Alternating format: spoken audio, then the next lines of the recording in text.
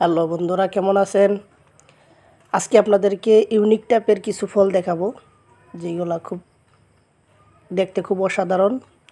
ফলগুলো সচরাচর আমরা দেখি না। এই ফলগুলো চায়নাতে ফলে।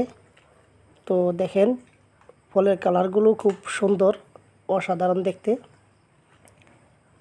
লেবুর মতো, আবার কোনোটা আপেলের মতো।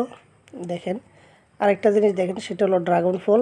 আমরা সচরাচর এই হলুদ কালারের ড্রাগন ফলটা দেখি না, দেখি সবসময় লাল কালারের। তো এই ফলটা একদমই হলুদ, দেখতে খুবই অসাধারণ। এই ফলগুলো আসলে আমাদের দেশে হয় না, সেটা হলো চায়নাতে হয়। আসলে এই ফলগুলো খুবই ইউনিক টাইপের, দেখতে খুব ভালো লাগে। আর দেখেন, ফলগুলো কাটতেছে, ভিতরে আবার সাদা, খুবই চমৎকার ফলগুলো।